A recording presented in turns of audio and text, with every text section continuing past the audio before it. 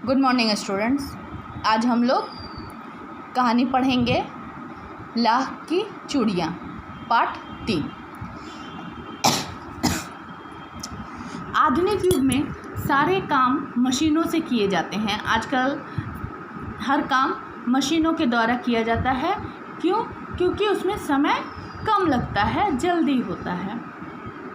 मशीनें कम समय में चीज़ों से अधिक विकल्प उपलब्ध कराती हैं। कम समय में ही वह अधिक चीज़ें उपलब्ध करा देती हैं, जिससे हाथ से बनी चीज़ों की आवश्यकता और उपयोगिता घटती जा रही है।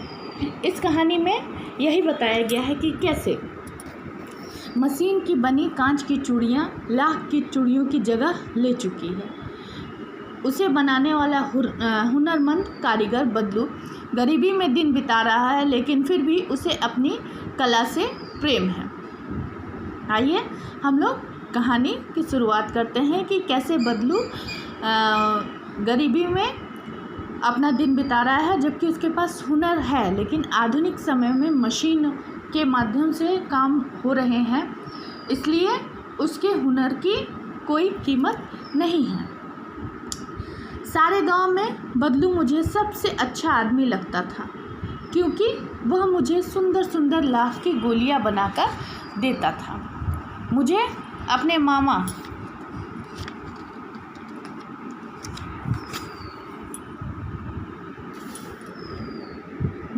मामा के गांव जाने का सबसे बड़ा चाव यही था कि जब मैं वहां से लौटता था तो मेरे पास ढेर सारी गोलियां होती थी, रंग बिरंगी गोलियां, जो किसी भी बच्चे का मन मोह लेती थी। तो हम लोग पढ़ रहे हैं कि लेखक जो हैं वह बता रहे हैं कि वह अपने मामा के गांव जाते थे तो उन्हें बहुत अच्छा लगता था। इस कहानी के लेखक कौन है? इस कहानी के लेखक हैं कामता नाथ। ठीक है। तो उन्हें अपने मामा के गांव जाना अच्छा लगता था। वहाँ उन्हें रंग बिरंगी गोलियाँ मिलती थी।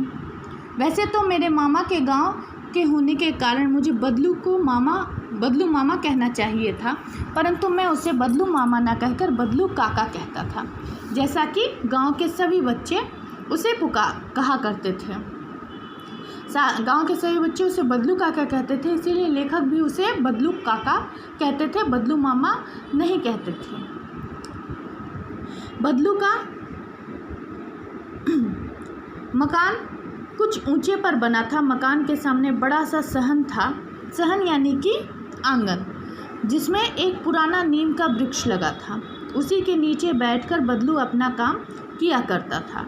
बगल में भट्टी दहकती रहती थी, जिसमें वह लाख पिघलाया करता था। सामने एक लकड़ी की चौखट पड़ी रहती थी, जिस पर लाख के मुलायम होने पर वह उसे सलाख के समान पतला करके चूड़ी का आकार देता था। पास में 4-6 विभिन्न आकार के बेलन नुमा मुंगरियाँ रखी रहती थी, जो आगे से कुछ पतली और पीछे से मोटी होती थी। लाख को चूड़ी का आकार देकर वह उन्हें मुंगरियों पर चढ़ाकर गोल और चिकना बनाता था। मुंगरी किस लिए रखी रहती थी? ताकि वह उसे गोल और चिकना बना सके, और तब एक एक कर पूरे हाथ की चूड़ियाँ बना चुकने के पश्चात वह उन पर रंग करता था। चूड़ी जिस रंग की चाहिए होती थी, उस रंग में उस चूड़ी को रंग देता था। बदलू यह कार्य सदा ही एक मचिए पर बैठकर किया करता था, जो बहुत ही पुरानी थी। बगल में ही उसका हुक्का रखा रहता था, जिसे वह बीच बीच में पीता रहता था। गांव में मेरा दोपहर का समय अधिकतर बदलू के पास बीतता। वह मुझे लल्ला कहा करता और मेरे पहुंचते ही मेरे लिए तुरंत एक मचिया मंगा देता। मैं घंटों बैठे बैठे उसे इस प्रकार चूड़ियाँ बनाते देखता रहता। लगभग रोज ही वह 4-6 जोड़े चूड़ियाँ बनाता। पूरा जोड़ा बना लेने पर वह उसे बेलन पर चढ़ाकर कुछ क्षण चुपचाप देखता रहता, मानो वह बेलन न होकर किसी नववधू की कलाई हो। ऐसा लगता था कि वह चूड़ी उसने किसी की कलाई में पहना दी हो। बदलू मनिहार था।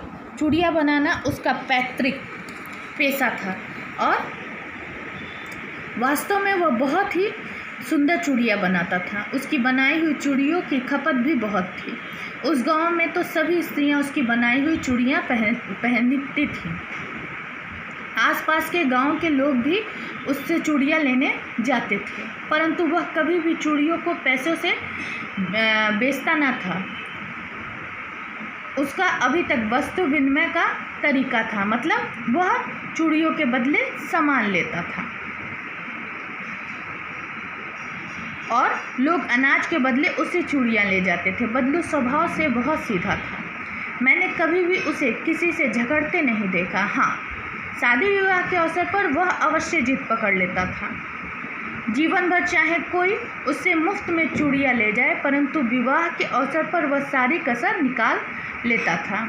आखिर सुहाग के जोड़े का महत्व ही और होता है। मुझे याद है, मेरे मामा के यहाँ किसी लड़की के विवाह पर जरा सी किसी बात पर बिगड़ गया था और फिर उसको मनाने में लोहे लग गए थे। मतलब उसको मनाना इतना मुश्किल हो गया था। विवाह में इसी जोड़े का मूल्य इतना बढ़ जाता है कि उसके लिए उसकी घरवाली को सारे वस्त्र मिलते, ढेरों अनाज मिलता, उसको अपने लिए पगड़ी मिलती और रुपये जो मिलते सो अलग। यदि संसार में बदलू को किसी बात से चिढ़ थी तो वह थी कांच की चूड़ियों से। यदि किसी भी स्त्री के हाथों में उसे कांच की चूड़ियाँ दिख जाती थी तो वह अंदर ही अंदर कुढ़ उठता और कभी कभी तो 2-4 बातें भी सुना देता था। मुझसे तो वह घंटों बातें किया करता था। कभी मेरी पढ़ाई के बारे में पूछता, कभी मेरे घर के बारे में और कभी यूं ही शहर के जीवन के बारे में। मैं उससे कहता कि शहर में सब कांच की चूड़ियाँ पहनते हैं तो वो उत्तर देता, शहर की बात और है लल्ला, वहाँ तो सभी कुछ होता है।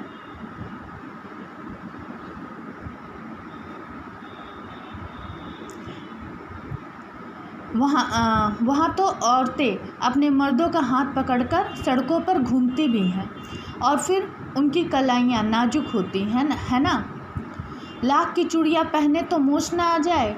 वो एक व्यंग करता है कि उनकी कलाई नाजुक होती है, अगर वो लोग लाख की चूड़ी पहनेंगे तो उनको मोच आ जाएगी। कभी कभी बदलू मेरी अच्छी खासी खातिर भी करता। जिन दिनों उसकी गाय के दूध होते वह सदा मेरे लिए मलाई बचा कर रखता और आम की फसल में तो मैं रोज़ ही उसके यहाँ से 2-4 आम खाता। परंतु इन सब बातों के अतिरिक्त जिस कारण वह मुझे अच्छा लगता वह यह था कि लगभग रोज़ ही वो मेरे लिए 1-2 गोलियाँ बना देता। मैं बहुधा हर गर्मी की छुट्टी में अपने मामा के यहाँ चला जाता और 1-आधा महीना वहाँ रहकर स्कूल खुलने के समय तक वापस आता। परंतु 2-3 बार ही मैं अपने मामा के यहाँ गया होऊंगा, तभी मेरे पिता की एक दूर शहर में बदली हो गई और लंबी अवधि तक मैं अपने मामा के गांव न जा सका। लगभग 8-10 वर्षों के बाद जब मैं वहाँ गया तो इतना बड़ा हो चुका था कि लाख की गोलियों में मेरी रुचि नहीं थी। अतः मतलब लेखक बहुत सालों बाद वहाँ फिर अपने मामा के यहाँ जाते हैं, लेकिन अब उनकी रुचि लाख की गोलियों में नहीं थी क्योंकि अब वो बड़े हो चुके थे। अतः गांव में होते हुए भी कई दिनों तक मुझे बदलू का ध्यान न आया। इस बीच मैंने देखा कि गांव में लगभग सभी स्त्री कांच की चूड़ियाँ पहने हैं। विरले ही मतलब कोई ही हाथों में मैंने लाख की चूड़ियाँ देखी थी। तब एक दिन सहसा मतलब अचानक मुझे बदलू का ध्यान हो आया। बात यह हुई कि बरसात में मेरे मामा की छोटी लड़की आंगन में फिसलकर गिर पड़ी और उसके हाथ की कांच की चूड़ियाँ टूटकर उसकी कलाई में घुस गई और उससे खून बहने लगा। मेरे मामा उस समय घर पर न थे, मुझे ही उसकी मरहम पट्टी करनी पड़ी। तभी सहसा मुझे बदलू का ध्यान हो आया और मैंने सोचा कि उससे मिल आऊँ। अतः शाम को मैं घूमते घुमाते उसके घर चला गया। बदलू वहीं चबूतरे पर नीम के नीचे खाट पर लेटा था। नमस्ते बदलू काका, मैंने कहा। नमस्ते भैया, उसने मेरे नमस्ते का उत्तर दिया और उठकर खाट पर बैठ गया। परंतु उसने मुझे पहचाना नहीं और देर तक मेरी ओर निहारता रहा, जैसे वह पहचानने की कोशिश कर रहा हो। मैं कहता हूँ, मैं हूँ जनार्दन काका, आपके पास से गोलियाँ बनवा कर ले जाता था। मैंने अपना परिचय दिया। बदलू फिर भी चुप रहा, मानो वह अपनी स्मृति पलटकर अतीत के चित्र उतार रहा हो। और फिर वह एकदम बोल पड़ा, आओ आओ लल्ला, बैठो, बहुत दिनों बाद गांव आए। हाँ, इधर आना नहीं हो सका काका, मैंने बैठते हुए उत्तर दिया। आज हम लोग यहीं तक पढ़ेंगे, इसके बाद हम लोग नेक्स्ट क्लास में पढ़ेंगे।